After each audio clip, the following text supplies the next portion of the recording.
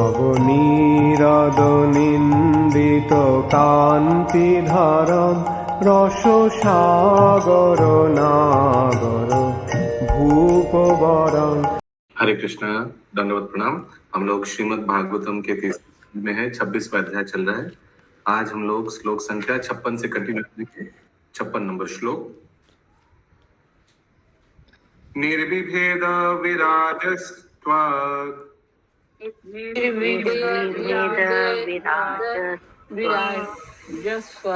लोमा स्माश्रयादयास्ततः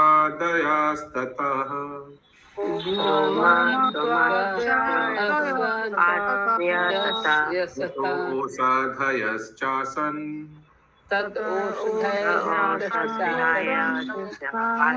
कृष्णं निर्विभिदे ततः।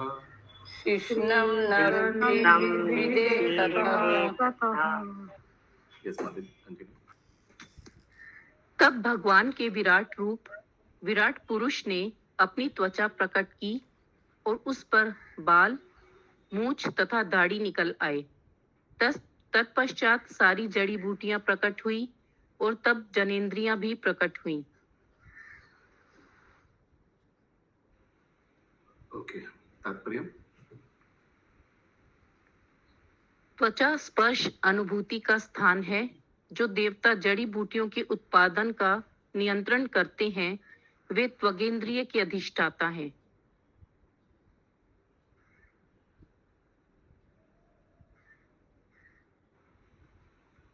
Okay. एक बार इंग्लिश में पढ़ लेता हूँ. Then the universal form of Lord, the Virat Purush, manifested his skin, and thereupon the hair, mustache, and beard appeared. After this, all the herbs and drugs became manifested, and then his genitals also appeared. The skin is the site of the touch sensation. The demigods who control the production of herbs and medicinal drugs are the deities presiding over the tactile senses.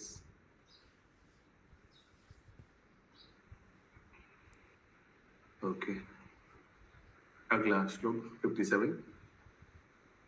रेतास्तस्मादपा आसन्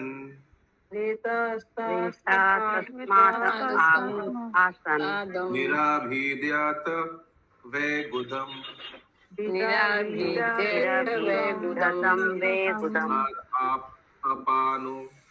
अपानश्च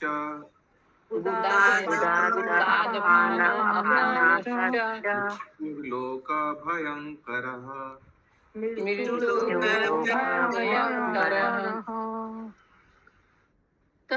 तत्पश्चात वीर्य, प्रजनन क्षमता और जल का अधिष्ठाता देव प्रकट हुआ।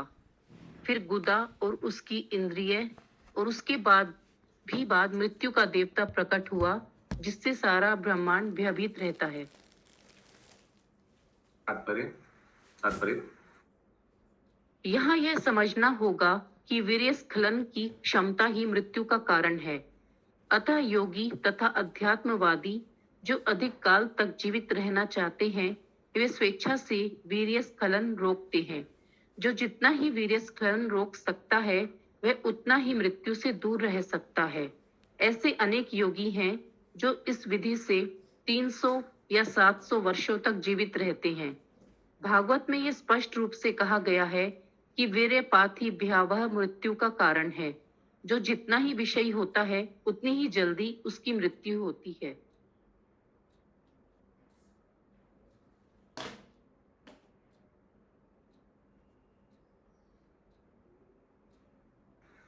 अगला श्लोक।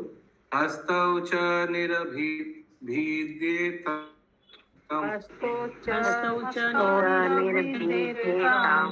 बलं ताभ्यां तथा स्वराट्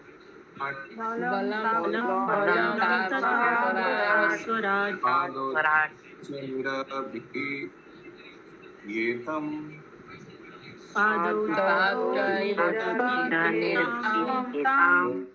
स्थाभ्यां ततो हरि।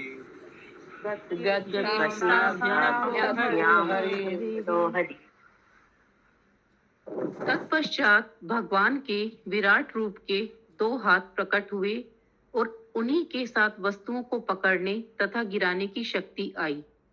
फिर इंद्रदेव प्रकट हुए, तदंतर 2 पांव प्रकट हुए, उन्हीं के साथ चलने फिरने की क्रिया आई और इसके बाद भगवान विष्णु प्रकट हुए।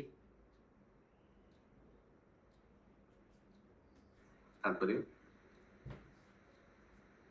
हाथों का अधिष्ठाता देव इंद्र और गति का अधिष्ठाता देव भगवान विष्णु है। विराट पुरुष के पांव प्रकट होने पर विष्णु का प्रकाटय हुआ।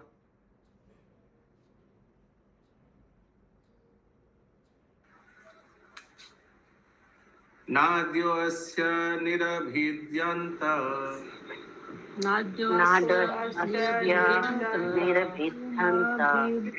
लोहितम् आवृतम्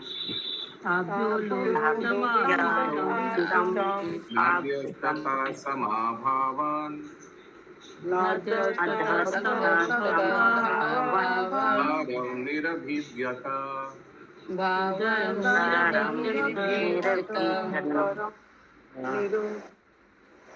विराट शरीर की नाड़ियां प्रकट हुई और तब लाल रक्त कनिकाएं या रक्त प्रकट हुआ। इसके पीछे नदियां, नाड़ियों की अधिष्ठात्री और तब उस शरीर में पेट प्रकट हुआ। तात्पर्य रक्त की नाड़ियों की तुलना नदियों से की गई है। जब विराट रूप में नाड़ियां प्रकट हुई तो विभिन्न लोकों में नदियां भी प्रकटी। नदियों का अधिष्ठाता देव नाड़ी मंडल का भी अधिष्ठाता है। आयुर्वेदिक चिकित्सा में तंत्रिका अस्थिरता रोग से पीड़ित व्यक्ति को बहती नदी में डुबकी लगाकर स्नान करने की संस्तुति की जाती है।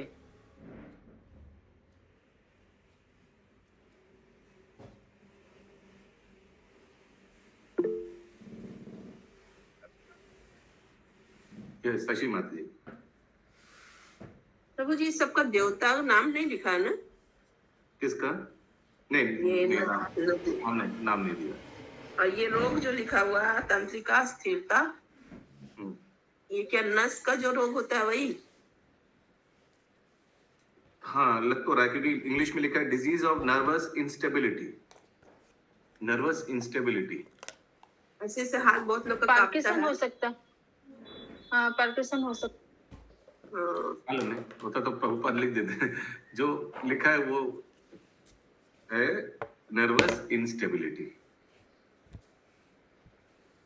So in Ayurvedic treatment, those who are suffering from the disease of nervous instability are recommended to take a bath by dipping into a flowing river. दोनों का जो देवता है दोनों एक ही है।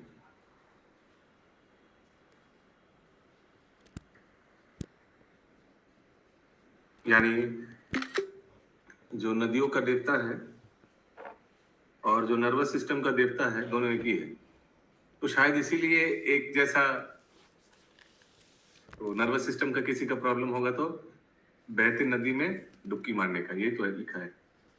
जैसे कि हरिद्वार में बहुत लोग को किडनी का प्रॉब्लम रहता है तो उसको मट्टी के अंदर खड़ा कर दिया जाता है, यहाँ तक, कमर तक।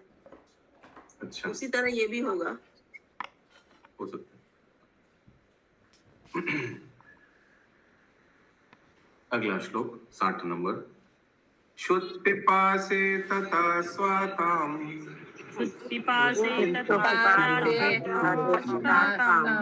द्वास्त्वा इतयोर अभूत्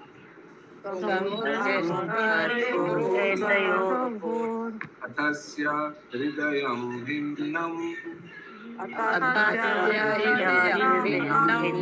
हृदयान्मन उत्थितम्।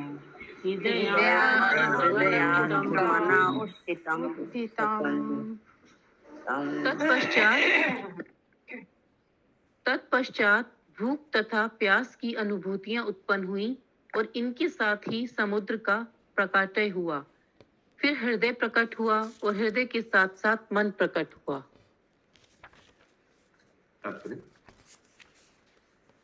समुद्र को पेट का अधिष्ठाता देव माना गया है, जहां से भूख तथा प्यास की अनुभूति उत्पन्न होती है। जब किसी को ठीक से भूख प्यास नहीं लगती तो आयुर्वेदिक उपचार में उस मनुष्य को समुद्र में स्नान करने की सलाह दी जाती है।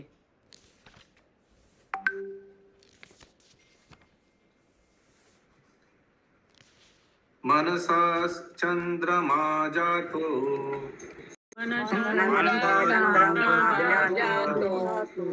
बुद्धिर्बुद्धिर गिरां पति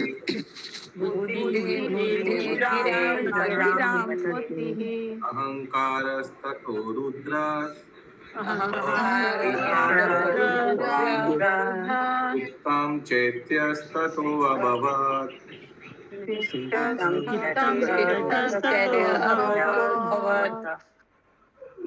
मन के बाद चंद्रमा प्रकट हुआ, फिर बुद्धि, और बुद्धि के बाद ब्रह्मा जी प्रकट हुए।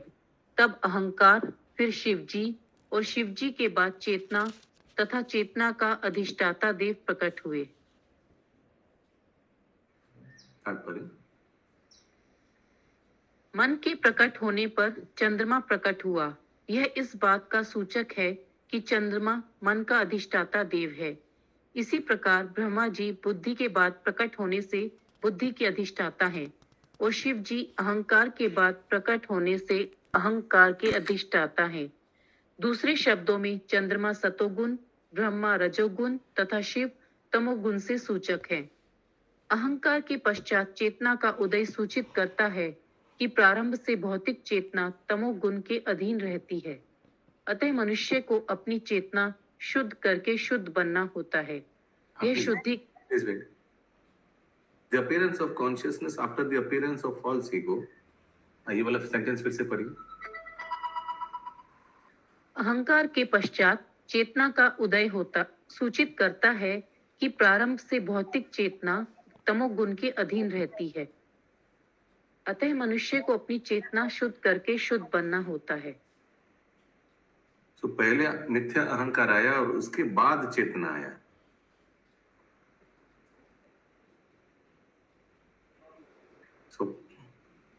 So one has to, from the beginning, material consciousness is under the mode of ignorance. Therefore, one has to purify himself by purifying his consciousness. Yes, Vinita Mataji. हरे कृष्ण, पहले सादर प्रणाम। मुझे ये तो हम लोग पहले जाने हैं कि आत्मा जब धरती पे आता है, इस भौतिक जगत पे आता है, तो वो तो शुद्ध रहता है। फिर यहाँ माया के प्रभाव से वो कलमश होता है, और फिर हम लोग को शुद्ध बनाना पड़ता है, उसको भक्ति से शुद्ध करना पड़ता है। तो यहाँ तो पहले से दिया है कि यहाँ तमोगुण में है, ऐसा क्यों? कहा क्या दिया है? पहले से तमोगुण में है। यहाँ पे है ना, प्रारंभ से भौतिक चेतना तमोगुण के अधीन रहती है, अतः मनुष्य को अपनी चेतना शुद्ध करके शुद्ध बनना होता है। अधीन रहता है पहले से ही, तो यहाँ आने के बाद पहले से ही अधीन रहता है, माया के वश में रहता है, वही लिखा गया है। तो प्रभु, अधीन होना और अशुद्ध होना अलग अलग है। ऑब्वियसली, मतलब सॉरी, शुद्ध होना शुद्ध जैसे अशुद्ध दोनों पहले प्रारंभ।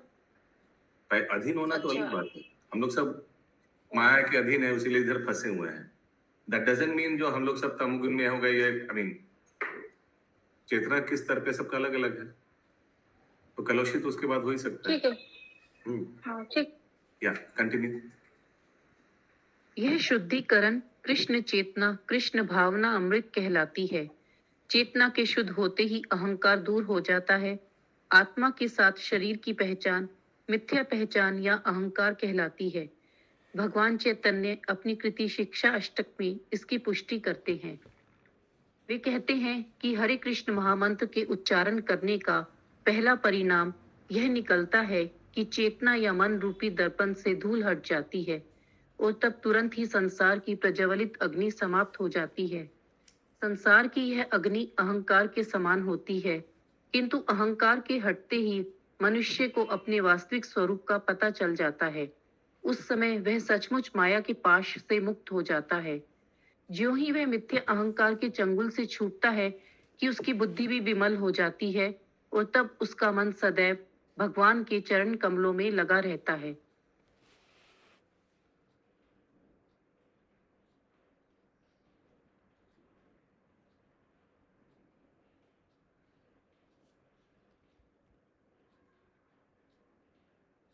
कंटिन्यू कर लूं शशि माता जी?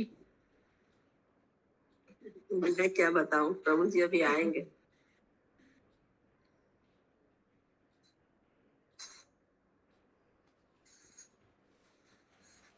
कितना नंबर श्लोक से शुरू हुआ माता जी? आज 56 से स्टार्ट हुआ है और 61 लास्ट है। कंटिन्यू माता जी, एनी क्वेश्चन? कंटिन्यू, ठीक है। या भगवान का आविर्भाव पूर्णिमा के दिन गौर चंद्र के अथवा कलंक रहित दिव्य चंद्रमा के रूप में हुआ। भौतिक चंद्रमा में धब्बे होते हैं, किंतु दिव्य चंद्रमा अर्थात गौर चंद्र में धब्बे नहीं होते। शुद्ध मन को भगवान की सेवा में लगाने के लिए मनुष्य को निष्कलुष चंद्रमा या गौर चंद्र की पूजा करनी होती है। जो लोग कामी हैं या जीवन में उन्नति करने में अपनी बुद्धि का प्रदर्शन करना चाहते हैं, वे सामान्य रूप से ब्रह्मा के उपासक होते हैं। और जो लोग घोर अज्ञान में रहकर अपने को शरीर मानते हैं, वे शिव जी की पूजा करते हैं। हिरण्यकश्यपु तथा रावण जैसे भौतिकतावादी व्यक्ति ब्रह्मा या शिव के उपासक होते हैं, किंतु कृष्ण चेतना में रहने वाले प्रहलाद तथा अन्य भक्त परमेश्वर की उपासना करते हैं। ओके, तो अभी समय है, एक्चुअली 61 नंबर श्लोक तक आज दिया था, लेकिन समय है तो कुछ और 2-4 श्लोक कर लेते हैं। अगला श्लोक 62। एते हि अभ्युत्थिता देवा एते हि अभ्युत्थिता देवा देवस्योतापने असकन् सर्वाविषु हानि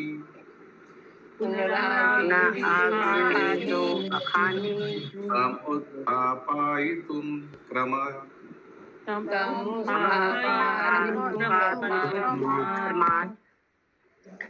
इस तरह जब देवता तथा विभिन्न इंद्रियों के अधिष्ठाता देव प्रकट हो चुके, तो उन सबों ने अपने अपने उत्पत्ति स्थान को जगाना चाहा, किंतु ऐसा ना कर सकने के कारण वे विराट पुरुष को जगाने के उद्देश्य से उनके शरीर में एक एक करके पुनः प्रविष्ट हो गए।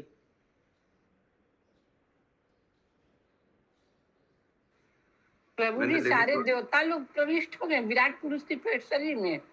हाँ, when the demigods and presiding deities of various senses were thus manifested, they wanted to wake their origin of appearance.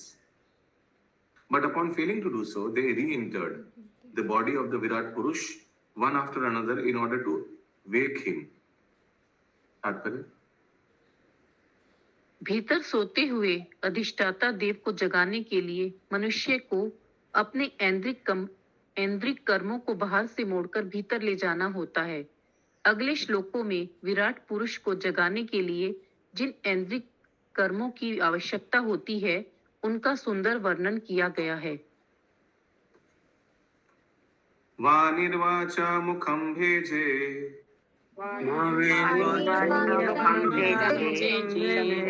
मुदश्चिष्ठ तदा विराट घ्राणेन नासिके वायु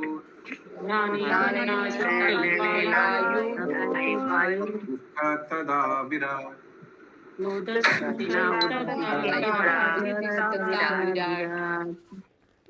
अग्निदेव ने वागेंद्रिय से उनके मुख में प्रवेश किया, किंतु विराट पुरुष उठा नहीं।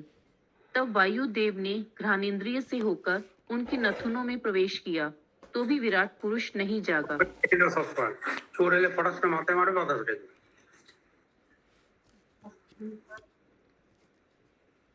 अक्षिणी चक्षुषा दीप्तो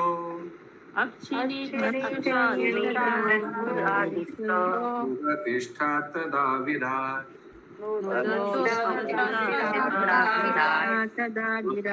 कारणौ च दिशो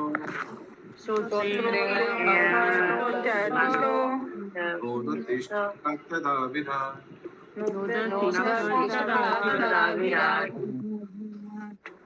तब सूर्य देव ने चक्षुर इंद्रिय से विराट पुरुष की आंखों में प्रवेश किया, तो भी वह उठा नहीं। इसी तरह दिशाओं के अधिष्ठाता देवों ने श्रवण इंद्रिय से होकर उनके कानों में प्रवेश किया, किंतु तो भी वह नहीं उठा। त्वचं रोमभिरोषाद्यो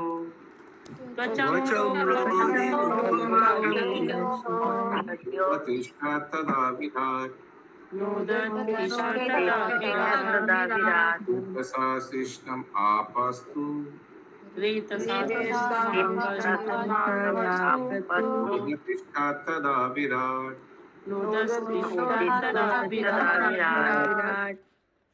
त्वचा तथा जड़ी बूटियों के अधिष्ठाता देवों ने शरीर के रोमों से त्वचा में प्रवेश किया, किंतु तो भी विराट पुरुष नहीं उठा। तब जल के अधिष्ठाता देव ने वीर्य के माध्यम से जनांग में प्रवेश किया, किंतु विराट पुरुष नहीं जागा। कूदं मृत्युरपानेन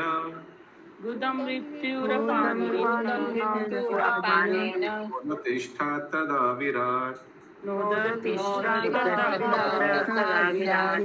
रवीन्द्रो बलेनैव प्रतिष्ठा तदा विराट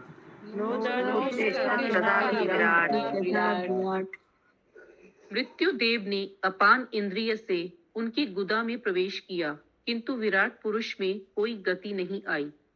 तब इंद्रदेव ने हाथों में पकड़कर गिराने की शक्ति के हाथों में प्रवेश किया, किंतु इतने पर भी विराट पुरुष उठा नहीं।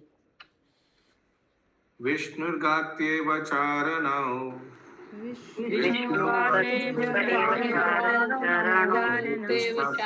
विराट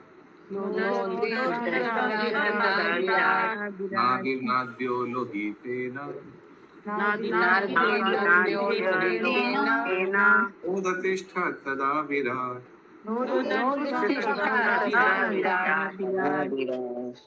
भगवान विष्णु ने गति की क्षमता के साथ उनके पांवों में प्रवेश किया, किंतु तब भी विराट पुरुष ने खड़े होने से इनकार कर दिया। तब नदियों ने रक्त नाड़ियों तथा संचरण शक्ति के माध्यम से रक्त में प्रवेश किया, किंतु तो भी विराट पुरुष हिला डुला नहीं। श्रोत्रिभ्यम उदरम सिंधु प्रतिष्ठा तदा विराट हृदयं मनसो चंद्रो प्रतिष्ठा तदा विराट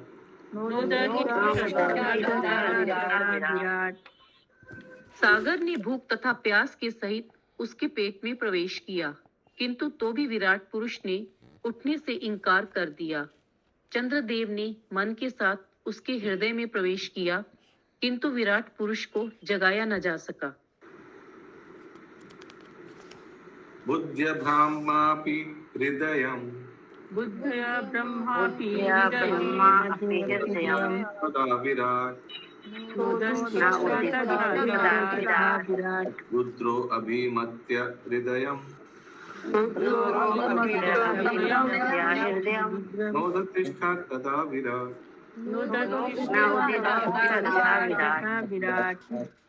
ब्रह्मा भी बुद्धि के साथ उसके हृदय में प्रविष्ट हुए, किंतु तब भी विराट पुरुष उठने के लिए राजी ना हुआ।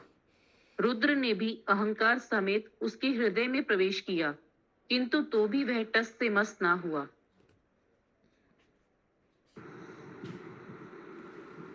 चित्तेन हृदयं चैत्या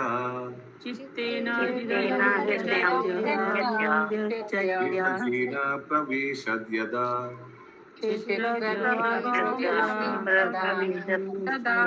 तदैव पुरुष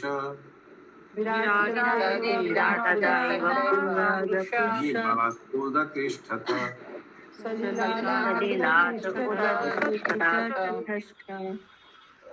किंतु जब चेतना का अधिष्ठाता अंतःकरण का नियामक तर्क के साथ हृदय में प्रविष्ट हुआ, तो उसी क्षण विराट पुरुष कारणार्णव से उठ खड़ा हुआ।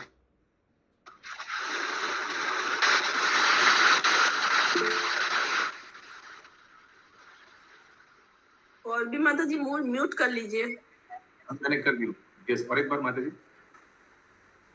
किंतु जब चेतना का अधिष्ठाता अंतःकरण का नियामक तर्क के साथ हृदय में प्रविष्ट हुआ, तो उसी क्षण विराट पुरुष कारणार्णव से उठ खड़ा हुआ।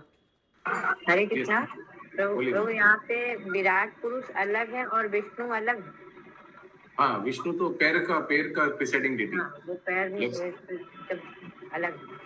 हाँ। यथा हरे कृष्णा प्रभु जी।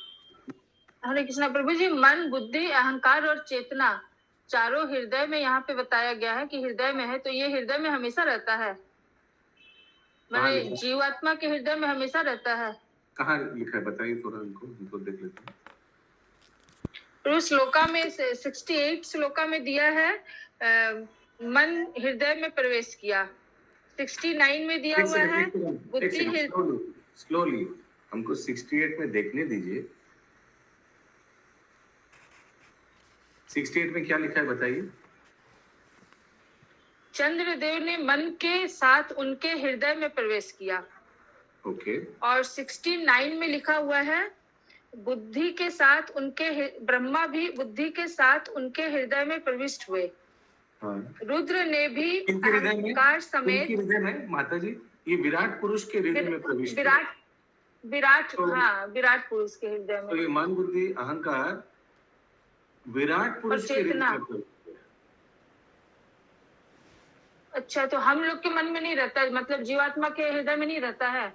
सो यहाँ सब जगाने के लिए प्रविष्ट कर रहे हैं विराट नहीं पुरुष प्रभु, को। मेरा क्वेश्चन अलग था। वो विराट तो पुरुष समझ को में आया कि वो के लिए- जगाने का कोशिश कर रहा है, लेकिन मेरा क्वेश्चन ये है प्रभु कि जैसे यहाँ पे विराट पुरुष के हृदय में चारों है, मन, बुद्धि, अहंकार, चेतना, तो हम चारों लोग है। के जीवात्मा के भी हृदय में चारों है क्यों बोल रहे हैं? प्रविष्ट किया उनको उठाने के लिए। ओके, एक नंबर। 2 नंबर, हृदय जो है, हार्ट, ये एक स्थूल चीज है या सूक्ष्म चीज है विनीता माता जी? स्थूल चीज है। हाँ, मन, बुद्धि, अहंकार स्थूल चीज है या सूक्ष्म चीज है? वो सूक्ष्म है। ठीक है। तो ठीक। प्रभु, लेकिन वो हम लोग जीवात्मा के केस में क्या है? जीवात्मा के जैसे हम लोग हैं, तो उसमें हम लोग के भी हृदय में ही है कि और भी कहीं है? अभी शरीर, इट्स कॉन्शियसनेस कहाँ है? I don't know, I don't have any knowledge about this. मन, बुद्धि, अहंकार, ये तो तीनों मिलकर सूक्ष्म शरीर होता है। अभी इसका स्थान कहाँ है शरीर में? I don't know. But again at the same time heart is a organ and मन, बुद्धि, अहंकार इज सूक्ष्म चीज है। यस शशि माता जी। तो प्रभु जी, ये सब चारों चीज विराट पुरुष के हृदय में ही ना प्रविष्ट किए, मन, बुद्धि, हाँ, अहंकार हाँ, और चेतना। हाँ, हाँ। या अगला श्लोक 71 नंबर। यथा प्रसुप्तम पुरुषम प्राणेन्द्रिया मनोधिया प्रभावन्ति विनायेन पायितुम् ओजसा।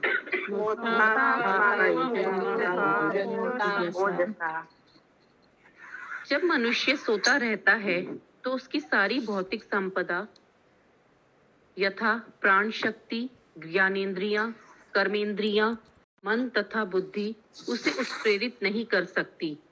वह तभी जागृत हो पाता है जब परमात्मा उसकी सहायता करता है। और एक बार माता जी। जब मनुष्य सोता रहता है तो उसकी सारी भौतिक संपदा यथा प्राण शक्ति, ज्ञानेंद्रियां, कर्मेंद्रियां, मन तथा बुद्धि उसे उत्प्रेरित नहीं कर सकती। वह तभी जागृत हो पाता है जब परमात्मा उसकी सहायता करता है। तात्पर्य? सांख्य दर्शन की व्याख्या यहाँ पर इस दृष्टिकोण से विस्तार से की गई है कि विराट पुरुष अर्थात श्री भगवान का विश्व रूप ही विभिन्न ज्ञानेंद्रियों एवं उनके अधिष्ठातृ देवों का उत्पत्ति केंद्र है। विराट पुरुष एवं ज्ञानेंद्रियों के अधिष्ठातृ देवों का अथवा जीवों का संबंध ऐसा जटिल है कि केवल ज्ञानेंद्रियों के प्रयोग मात्र से उनके अधिष्ठातृ देवों, भले ही वे परस्पर संबंध हो, जगाया नहीं जा सकता। विराट पुरुष को जगाना या परमेश्वर को लौकिक कार्यों से संबंध करना संभव नहीं है। केवल भक्ति योग एवं वैराग्य से ही अखिल परमेश्वर से संबंध जोड़ा जा सकता है।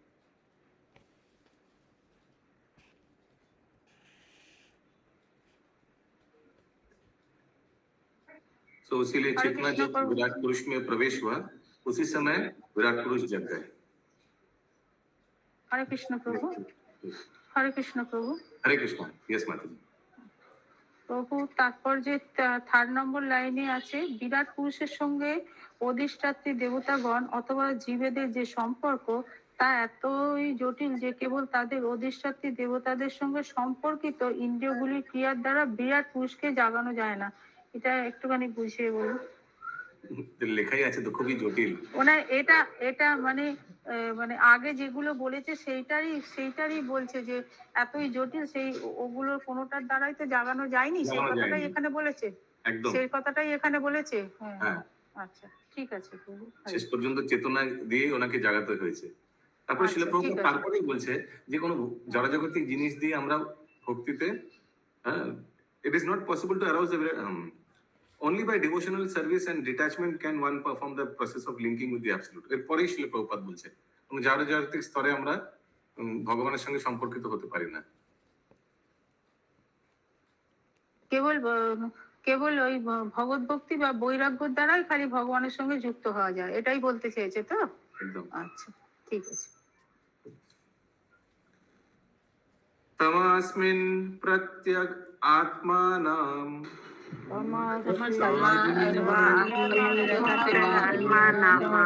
योगा प्रवृत्तया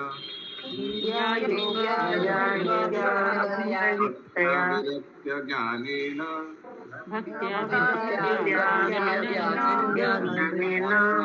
चिन्तयेत्।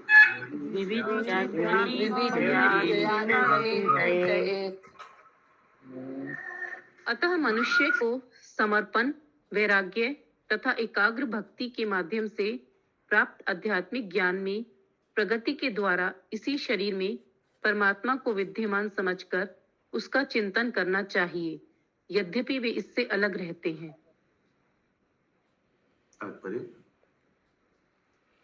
मनुष्य अपने भीतर परमात्मा का साक्षात्कार कर सकता है।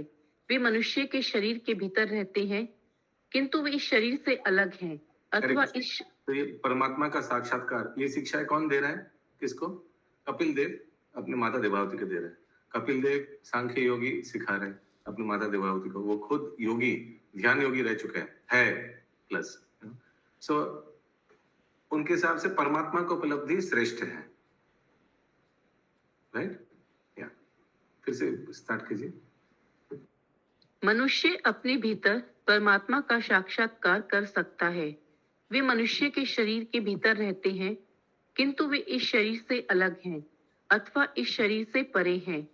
यद्यपि परमात्मा व्यष्ट आत्मा के साथ उस शरीर में आसीन है किंतु शरीर में उसकी कोई अनुरक्ति नहीं रहती, जबकि बोली माता जी। प्रभु जी, आत्मा यहाँ पे जो लिखा परमात्मा इस शरीर से परे है, कैसे प्रभु जी? हाँ, दो अलग पंछी है ना, तो भीतर तो दोनों तो रहते हैं प्रभु जी। हाँ, लेकिन दो अलग है ना। परे तो है, रहते अंदर है, परे तो है। आत्मा दो पंछी तो है ना दिलीप प्रभु। एक पंछी का तो बात नहीं किया है ना शास्त्र में। पहला पंछी की बात किया गया है, ठीक है, लेकिन दोनों तो मेरे शरीर के भीतर रहते हैं। शरीर के भीतर में है लेकिन परे है। तो उसका अस्तित्व अलग है ना माता जी। परमात्मा शरीर के अंदर में है, लेकिन परमात्मा क्या वो शरीर से माने वो शरीर में शरीर का माने शरीर से जुड़ा हुआ नहीं है। शरीर से जुड़ा हुआ तो नहीं है अंदर। ठीक है, क्या कंटिन्यू माता जी। अभी अगर हम बोलेंगे वो शरीर किसका है तो कोई उत्तर देगा वो शरीर पहला वाला पंछी आत्मा का है।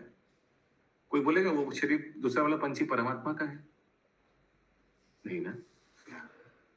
हरे कृष्णा, तो परमात्मा से चेतना के रूप में शरीर में रहते हैं। कैसे बोलिए? परमात्मा चेतना के रूप में शरीर में रहते हैं।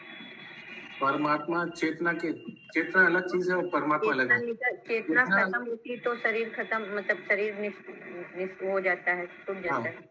हाँ। तो चेतना के रूप में परमात्मा रहते हैं। चेतना के रूप में नो, आत्मा रहते हैं। चेतना के रूप में आत्मा रहता है ना प्रभु जी। चेतना मीन्स मन बुद्धि अहंकार कॉन्शियसनेस। आत्मा के कारण तो चेतना है। कॉन्शियसनेस चेतना is a product, by product or product of मन बुद्धि अहंकार। मन बुद्धि अहंकार के स्तर के अनुसार वो चेतना है। अगर किसी को बोले कि इसका चेतना बहुत ऊंचा चेतना है, वेरी हाई कॉन्शियसनेस, मीन्स क्या, इनका मन बुद्धि अहंकार is in a very high state. लेकिन परमात्मा तो पूरा वो तो उपदेष्टा अनुमानता, विटनेस भगवान के रूप में। यस विनीता माता जी। प्रभु जी, जैसे परमात्मा अलग है शरीर से, वैसे आत्मा भी अलग है। आत्मा शरीर से तो अलग है, लेकिन शरीर में फंसा हुआ है। यस अशोक प्रभु। एक चीज नहीं आता समझ गया प्रभु कि आत्मा जो है परमात्मा का ही अंश है। एक सेकंड, गायत्री माता जी थोड़ा म्यूट कर दीजिए प्लीज। हाँ बोलिए प्रभु। हरे कृष्ण प्रभु। बोले कि हम जहाँ तक जानते हैं आत्मा परमात्मा का ही अंश है। हाँ अच्छा, तो आत्मा जब शरीर में रहता है हाँ, तो फिर परमात्मा क्यों रहता है, किस कारणवश वहाँ आता है? हाँ उसका तो बताया गया है, परमात्मा क्यों रहता है शरीर में। साक्षी रूप में। साथी रूप, उपदेष्टा अनुमंता, सब हम लोग को डायरेक्शन देने के लिए, वेट करने के लिए कि भक्त का भी विवेक। हाँ विवेक, गाइडेंस देने के लिए, अच्छा, वेट करने के लिए। जब तुरंत अगर उनके तरफ जब देखेगा तो सब कुछ आगे बढ़ा देगा, सब कुछ आगे बढ़ा देगा। जब जीव कभी भी भक्ति मार्ग में आए, so परमात्मा will give all the required consciousness, ऐसा करो, all शुद्ध बुद्धि देगा। प्रभु जी, सॉरी प्रभु जी, इतना क्वेश्चन आ रहा है, समझ में नहीं आ रहा है, बार बार पूछना पड़ रहा है। नहीं प्रभु, आत्मा का क्या कार्य है? जो पूछा वो समझ में आया। बार बार तो अलग अलग प्रश्न पूछ रहे हैं, ऐसा नहीं एक ही चीज बार हाँ बार। प्रभु समझ, हाँ वो थोड़ा क्वेश्चन ज्यादा हो जा रहा है इसीलिए।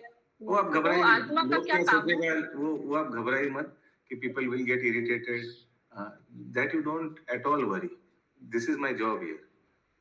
Yes please बोलिए। प्रभु, आत्मा का क्या काम है? आत्मा का क्या काम है?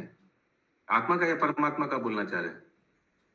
नहीं प्रभु, आत्मा का। हमारा क्या काम है? जीवर स्वरूप होए कृष्ण नित्य दास, ठीक है। यस कंटिन्यू माता जी। यद्यपि परमात्मा व्यष्ट आत्मा के साथ उस शरीर में आसीन है, किंतु शरीर में उसकी कोई अनुरक्ति नहीं रहती, जबकि आत्मा की होती है। अतएव मनुष्य के भक्तिमय सेवा के द्वारा इस भौतिक शरीर से अपने को विलग कर लेना चाहिए।